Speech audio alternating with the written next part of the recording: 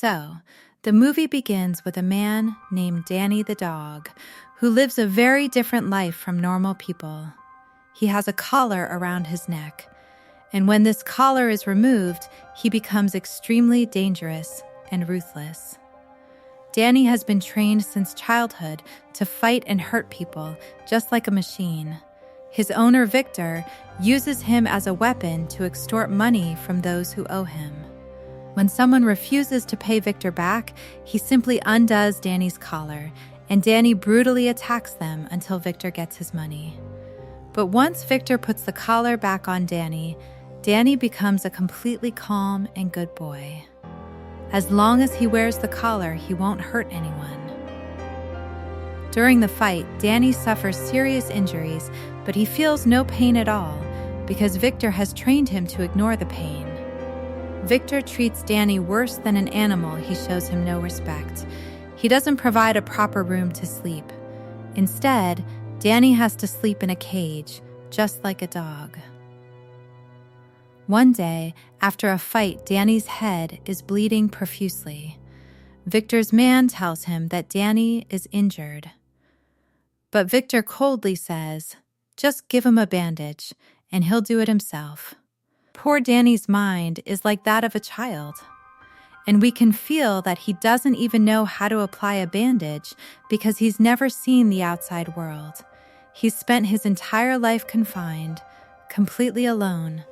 He hasn't even spoken to anyone. One night, Danny finds a book in his closet filled with alphabets and drawings. As he flips through the pages and looks at the pictures, he sees a drawing of a piano. When Danny touches the drawing, something stirs inside him, as if he has some old connection with that piano. The next morning, Victor takes Danny to a boxing club owner to collect his money. The owner also brings a prominent wrestler, hoping Victor will get scared and run. But when Danny easily defeats the club's top fighters, even the prominent wrestler backs off and tells his boss to just give him the money. Everyone is terrified of what Danny might do to them. Victor then takes him to a very dangerous man who smuggles diamonds. Victor politely pleads with him to return his money, knowing he's smart and powerful. But when the man refuses, Victor decides to make another move and unleash Danny on them. But this man already knows that Danny won't do anything unless his collar is removed. And if Danny's collar is removed, they'll all be dead. So they catch Victor before he can release Danny. His men brutally beat Victor. But Danny doesn't react because he's still wearing the collar. He's been trained to only attack once the collar is removed. When Victor's condition worsens, the smuggler orders his men to kill Victor first, then Danny, and he leaves to deal with the business. Victor barely escapes them and goes to Danny, takes off his collar, and orders him to kill them all.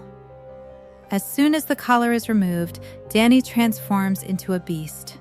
He turns into a monster and attacks all the gangsters, beating them each to death. Victor then takes Danny to where the smuggler was dealing with the business. Danny grabs the man and beats him mercilessly. Even his arrogance vanishes. He begs Victor to take whatever he wants, just spare his life. Victor knew this man smuggled diamonds and gold, so he steals all the valuables from his dealing bag. A man named Tom was watching the fight from a distance. He is deeply impressed by Danny's fighting skills. Meanwhile, Victor gets gold and diamonds instead of money. But he is still furious with Danny because when the gangsters were beating Victor, Danny just stood there watching. Victor scolds Danny again, saying, "They were killing me, and you stood there watching like an animal. You are a human animal, and you will always remain an animal." A few days later, Victor needs Danny again to get his money back. But now Victor is afraid that Danny might make another mistake, so he makes a complete plan in advance. He takes Danny to the location and explains, "First, I'll go and demand the money. If they don't pay, I'll press a red button on the remote. This red light will come on, and you must immediately enter and start killing everyone inside."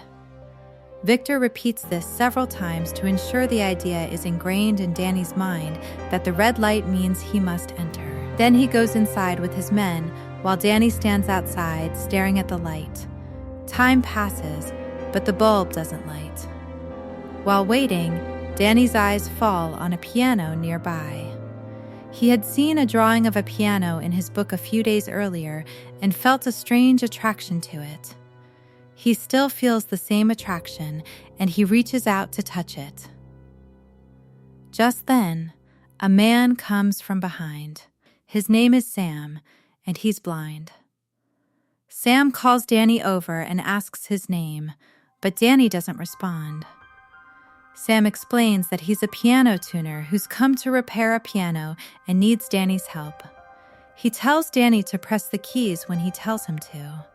Sam goes to the other side of the piano to cue while Danny presses the keys. During this time, Danny is having so much fun playing the piano that he forgets to concentrate on his mission. He didn't even notice the red light. Sam tells him he hears a ticking sound somewhere and asks Danny if he can hear it too. Hearing this, Danny quickly looks at the red light that's on. He immediately runs to Victor. But it's too late. The gangsters had beaten Victor very badly, and Victor was very angry about this, having been pressing that button for the past half an hour. As punishment, Victor takes Danny back to his hideout and locks him in a cage. He's contemplating what punishment to give him. Just then, one of Victor's men arrives, claiming that a wealthy man wants to meet with him to discuss a lucrative business deal. The visitor is actually Tom, the same man who previously saw Danny fight. Tom tells Victor that he's seen Danny's fighting skills and wants to make a deal. He organizes a monthly fight where the winner is paid more than Victor can even imagine, but these fights are illegal and brutal. To win, the other fighter must be killed. Victor, already furious with Danny, was contemplating a severe punishment when Tom's offer arrived, and he angrily accepted. Even if Danny dies, so be it. Victor no longer cared. The next morning, Victor takes Danny to the fight venue. There, Tom shows him his fighter, who has won the last 15 matches. He was much bigger than Danny in height and physique and looked quite dangerous. But when the match begins, Victor removes Danny's collar and tells him to show his power. Danny charges forward at full speed and delivers a punch to the fighter's throat, a powerful punch that puts him to sleep forever in a single second. All onlookers are stunned. Even Tom, the organizer, can't believe the fight is over before it even begins. Victor receives his payment as promised. He is overjoyed as the money equals his entire year's earnings. He decides to keep bringing Danny there every month. He will continue to earn so much money and become rich. In his joy, Victor asks Danny, "Tell me, what do you want today?" Danny remains silent for a moment, then says, "I want a piano." Victor mocks him, asking, "What are you going to do with a piano?" While they're talking, their car suddenly collides with a truck, causing it to overturn. Several men emerge with weapons and open fire on them. They were all men of the gold smuggler Danny had beaten a few days earlier. Everyone dies in the attack, except Danny, who escapes and heads straight to the spot where he first met Sam. Sam, still sitting there repairing the piano, hears Danny's footsteps and realizes it's Danny. He is badly injured and faints from blood loss. When Danny regains consciousness, he finds himself on a bed. Victor used to make him sleep on the floor in a cage. This was his first time sleeping on a bed. Terrified, he jumps out of bed and hides under the bed. A little while later, Sam arrives and immediately realizes Danny is scared. He quietly places Danny's food under the bed and leaves. A few days pass like this. Danny doesn't come out of his room. One day, when he finally emerges, he sees Sam repairing a piano.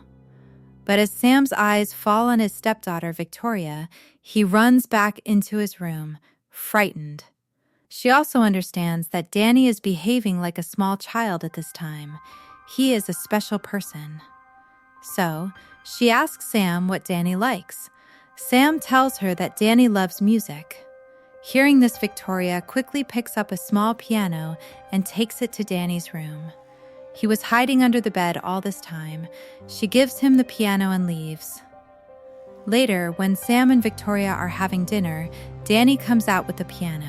Sam invites him over, saying, "Let's go and eat together with Danny." Danny sits down with them, but his eating habits are very strange. He's eating like a dog, not like a human. Victoria realizes that Danny doesn't know how to eat. She teaches him how to eat with a spoon and fork, but Danny behaves like a child. After dinner, when Danny goes to his room to sleep, Sam comes over and tries to remove the collar from his neck. But as soon as Sam reaches out, Danny quickly stops him. Danny knows that if the collar comes off, he will lose control and accidentally hurt Sam or Victoria. Sam doesn't force him, saying he will remove Danny's collar when he's ready. The next morning, Sam takes Danny to the market. He teaches him how to meet people, shop, and handle normal routines. When they return home after shopping, Sam teaches Danny how to cook. It's evening, and Sam tells him that it's time for Victoria to return from college, and that he will pick her up today and bring her back home. Obeying him, Danny goes to her college to pick her up, as he's dropped her off with Sam many times, so he knows the way. Victoria is delighted to see him and treats Danny to ice cream on the way. She even takes him to the cinema and teaches him to play the piano. Danny is learning new things and interacting with new people. He's enjoying his new life. One day, Victoria approaches Danny and while talking tries to pull off his collar. The moment she touches him, Danny becomes frightened. He's afraid he might kill Victoria. Victoria tells him, "You've left your old life behind. You've forgotten it. So what's there to be afraid of? Now, to completely erase your old life from your life, you just have to take off this collar." Hearing this, Danny doesn't say anything, and Victoria finally removes his collar. Nothing happens after the collar is removed. Danny has learned to control himself. The next morning, Sam takes Danny to the market again for shopping. Suddenly, some gangsters enter the market and start destroying everything. Everyone panics. But Danny stands there, not even turning back to watch the fight. And when the gangsters come to fight him, Danny defeats them one by one. Sam takes Danny home and asks Danny how he did all that. Here, Danny tells them his story for the first time. He tells about his family and how he has no one in this world. He was raised by a man named Victor. It would be more appropriate to say that he has kept and trained him like a dog. Hearing this, both Victoria and Sam are deeply saddened, realizing that Danny has been subjected to extreme abuse. Then, at night, Sam takes Danny to work, where they repair pianos together. After finishing work, Sam gives Danny money, saying, "You helped repair the piano, and this is your money. You can buy whatever you want with it." Danny goes straight to the shopping mall and buys things for himself. As soon as Danny leaves the shopping mall, he leaves to go home. Just then, one of Victor's men appears before him. Danny is perturbed when he sees him. The man recognizes him. He says, "Where have you been all these days? We've been searching for you for so long. Finally, we found you. Come home with me. If you don't come home with dignity, the boss will send gangsters to find you and your life will be in trouble." It turns out that Victor didn't actually die in the accident that day. Victor is overjoyed to see Danny this time, as Danny is a major source of his wealth. Victor puts a collar around Danny's neck again and takes him to a fight. They meet Tom, who says that today's fight will be even more exciting because dangerous weapons will be used. Victor doesn't care who the opponent is because he knows he has trained Danny well and that Danny can't lose to a human. Victor grabs Danny's collar and tells him to kill the fighter. But Danny is in no mood for a fight today. He was taught by Sam and Victoria that harming anyone is bad. Hearing this, Victor becomes enraged and pushes Danny into the fighting ring.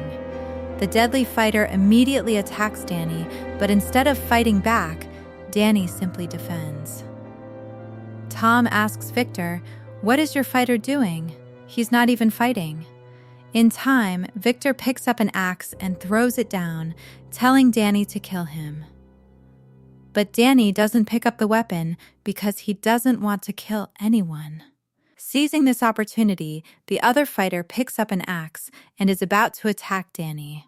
But Danny easily defends himself despite the opponent's axe. Tom becomes even more enraged and tells Victor that he's going to make this fight even more exciting.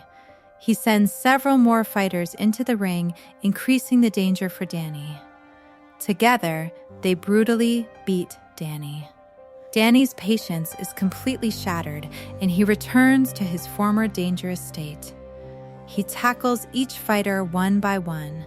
Tom throws weapons, but Danny is unfazed. Even the 3 fighters combined are unable to defeat Danny. He picks up a man and breaks one of the fighter's bones. He then rains down punches on the other, leaving both of them utterly exhausted. Seeing this, the 3rd fighter gives up the fight in fear, and thus, all 3 accept defeat and Danny wins. But Victor and Tom didn't want such a victory. They wanted Danny to kill all 3 of them. If he didn't, Victor wouldn't get his money. In a fit of rage, Victor himself picks up a gun and kills the fighter in front of him. He had received the money, but now he was extremely angry with Danny because he wasn't following his lead. This way, he wouldn't get a single penny in the next fight. Enraged, Victor takes Danny to his hideout, where his men brutally beat him up because he disobeyed Victor in the previous fight. Victor locks Danny in the cage again. Meanwhile, we see Sam and Victoria. They are both very worried about Danny knowing he's innocent and has gone nowhere. Danny, also trapped in the cage, misses Victoria and Sam and wants to be with them. He doesn't like this kind of life at all. He musters up the courage and decides to escape. He manages to get out of his cage and immediately goes to Victor's room. After investigating, he finds numerous photographs. Among them, he finds a childhood photo of Danny standing with his mother. Danny immediately goes to Victor and tells him, "You said you picked me up on the side of the road, but how did you get my mother's photo?" Victor then tells Danny, "Okay, since you're asking, I'll tell you the whole truth. You want to know where your mother is, right? Your mother was a prostitute. She used to come to me frequently. She died after giving birth to you. I loved her, so I took pity on her and named you after her." Hearing this, Danny understood that his mother couldn't be a prostitute. But Danny remained silent and left for now. The next morning, Victor was about to take Danny to the fighting arena again. On the way, Danny yells and plays. He twists the steering wheel, causing an accident. Danny then removes the collar from his neck and runs away to Sam and Victoria's house. He tells Victoria that he found a picture of his mother. When he shows Victoria the picture, she tells him that his mother came from a very good family and that the picture suggests she was a piano teacher, as she's playing the piano in the picture. Sam was also there listening in. Sam asks Victoria to tell him everything she sees in the picture. When Victoria looks at the picture and explains everything, Sam reveals that Danny's mother had the picture taken in an auditorium, and he also tells them the name of the auditorium. The 3 of them go to the auditorium to gather more information about Danny's mother. There, an elderly librarian tells them that this woman came from China many years ago and played the piano very well. But one day, she suddenly disappeared. She also had a son. Since her disappearance, no one has heard of her son. The old woman shows them a photograph of her mother, clearly showing Danny's mother's face. Afterward, they return home. At night, when Victoria enters Danny's room, she sees Danny looking at his mother's photo and remembering her. This makes Victoria emotional. She takes Danny's mother's photograph and examines it closely. In it, she discovers the music his mother used to play. Victoria begins to play the notes, telling Danny that this is the music his mother used to play. While playing the piano, Danny remembers many things. One day in his childhood, when she was playing, a group of gangsters came there. Scared by them, his mother hid him in a closet. Then, he saw that Victor was among the gangsters who had wronged his mother and then killed her. I was hiding in the closet. I screamed in fear, and they caught me from there, and then he took me with them. After remembering all this, Danny understood that Victor was responsible for the conditions he had lived in and everything that had happened to his mother. He tells all this to Sam and Victoria. They too are terrified and frightened to hear this, and Danny says from here that a great danger is coming. Just like he killed my mother, he will kill both of us now. Quickly pack up. We have to get out of here. They must be looking for me, and if they get here, they will kill both of you and me. Now, as Sam, Danny, and Victoria leave the house, Victor's men also appear outside their house. Danny knew that these men would reach them quickly, so he hides them both inside a closet on another floor and then runs away to another room.